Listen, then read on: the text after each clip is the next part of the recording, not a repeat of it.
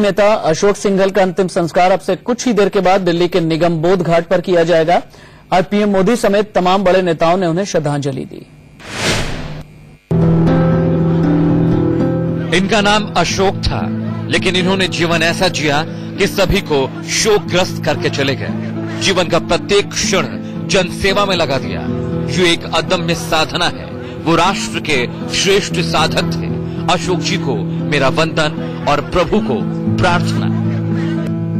PM Narendra Modi ने BHP के दिवंगत नेता अशोक सिंघल को इन्हीं शब्दों में श्रद्धांजलि दी।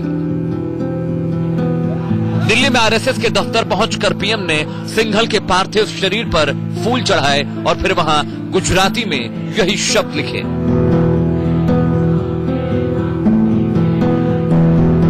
विदेश मंत्री सुषमा स्वराज, गृह मंत्री राजनाथ सिंह, केंद्रीय मंत्री उमा भारती, साध्वी निरंजना ज्योति और कलराज मिश्र के अलावा बीजेपी और संघ के तमाम दिग्गज सिंघल को श्रद्धांजलि देने पहुंचे।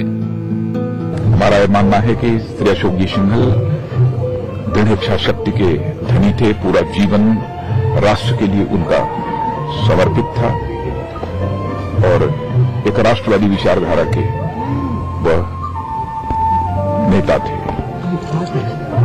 उनके निधन से निश्चित रूप से अपूर्णीय क्षति हुई है। अशोक जी इस वर्ष अपने जीवन के 90वें वर्ष में प्रवेश कर रहे थे और हम सबने कामना की थी कि वो शतायु हों, कम से कम 10 वर्ष तक और हमारा मार्गदर्शन करते रहे। लेकिन वो तो 10 वर्ष पहले ही चले गए।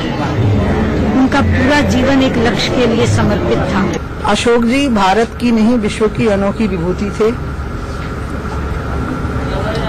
और गंगा का पवित्र कार्य उन्होंने मुझे सौंपा था और मेरे लिए विशेष रूप से वो एक दायित्व सौंप गए हैं कि गंगा गंगोत्री से गंगा सागर तक अविरल और निर्मल होकर के बहे। मैं इसको अवश्य